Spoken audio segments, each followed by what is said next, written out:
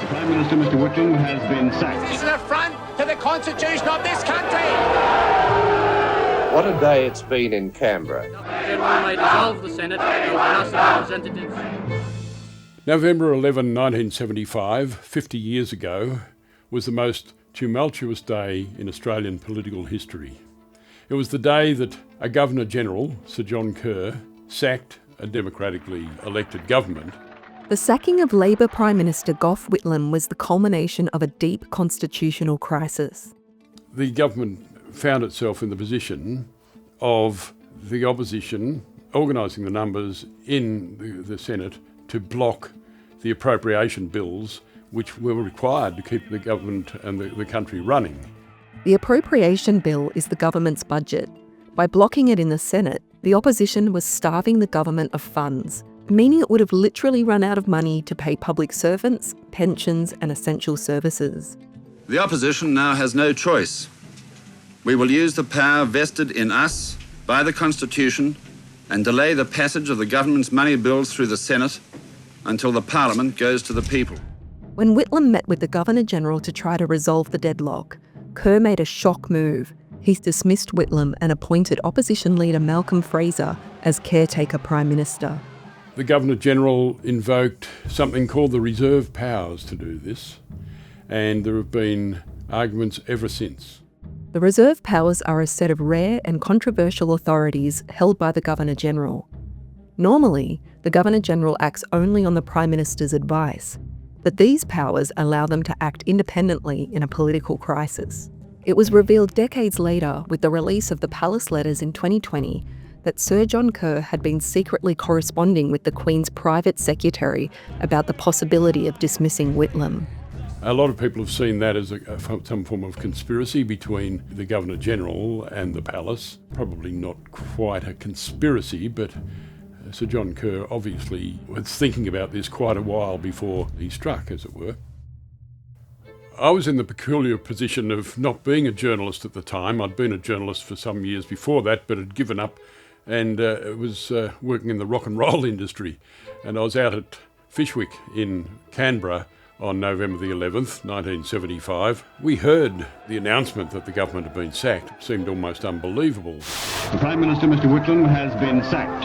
The opposition leader, Mr. Fraser, is the new Prime Minister of Australia. So I jumped in a car and raced into Parliament House. The reaction initially, of course, was what happened on the steps of Parliament House.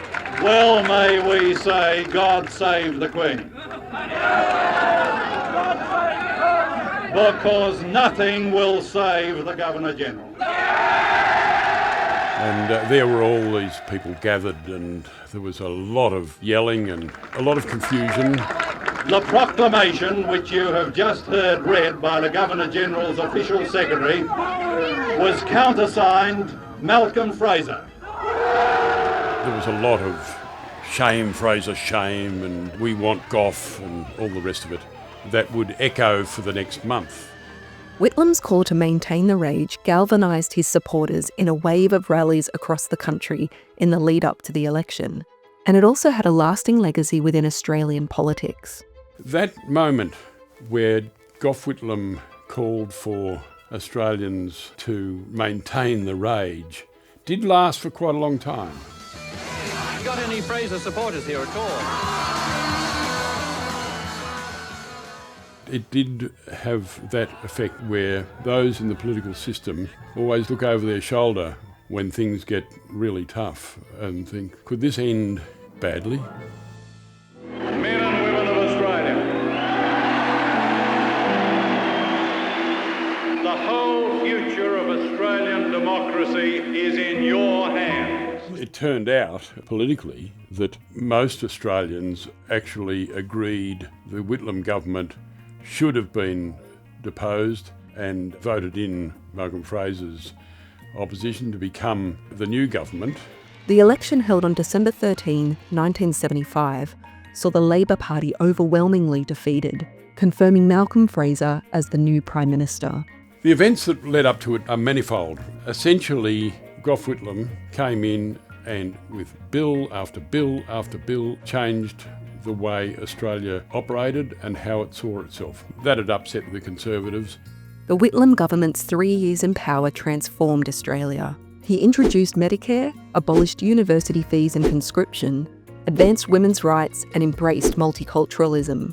But it was also a turbulent time, marked by economic turmoil, soaring inflation, and scandals such as the controversial overseas loans affair that eroded public confidence in his government.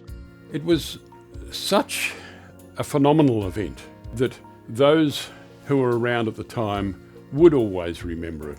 It split Australians.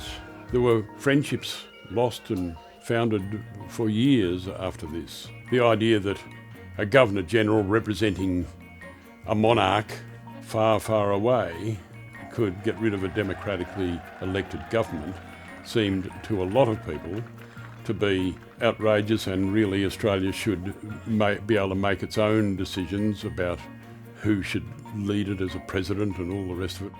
The Whitlam dismissal endures as the most explosive moment in Australian political history. It exposed the fragility of our democracy and the enduring tension between the will of the people and the limits of the Constitution. For some, it was proof the system worked. For others, it was betrayal. On the 11th of November 1975, by His Excellency's command, Malcolm Fraser, Prime Minister, John R. Kerr, Governor-General. God save the Queen.